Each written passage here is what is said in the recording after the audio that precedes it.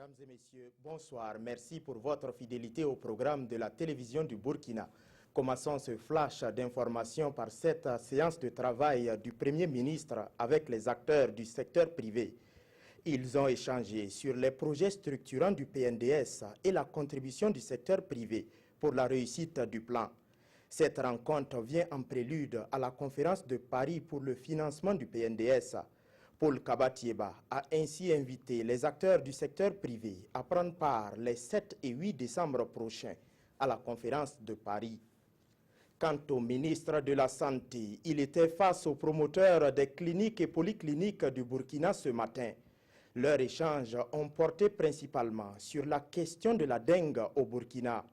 Il est ressorti que 1200 cas ont été diagnostiqués dans les formations sanitaires, dont 15 décès.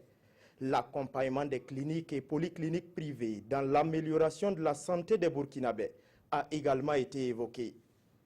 Santé toujours pour dire qu'aujourd'hui, 14 novembre, est la journée mondiale du diabète. Au Burkina, c'est à Koudougou que les autorités ont célébré cette journée. Une célébration marquée par une marche sportive pour prévenir ce mal. Et c'est sous le thème « Ouvrir l'œil sur le diabète » que les marcheurs ont invité les autorités à ouvrir l'œil sur la situation des diabétiques en intensifiant la lutte. Les négociations suivent leur cours à la 22e conférence des partis sur le climat à Marrakech. Pour le moment, les revendications africaines n'ont pas encore obtenu gain de cause. L'information vient des négociateurs mandatés par l'Afrique.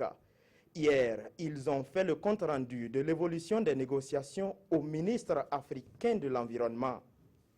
L'UNESCO veut repenser le système éducatif pour plus d'impact.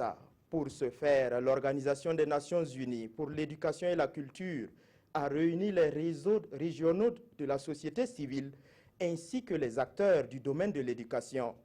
Il est recherché à travers cette réunion des solutions idoines pour adapter l'éducation des différents pays à leurs réalités socio-culturelles et politiques. Au Mali, le général Amadou Sanogo sera finalement jugé à partir du 30 novembre prochain. L'information vient d'un communiqué du procureur général après la cour d'appel de Bamako. L'ex-chef de la junte qui a renversé Amadou Toumani Touré est poursuivi pour enlèvement de personnes, assassinat et complicité.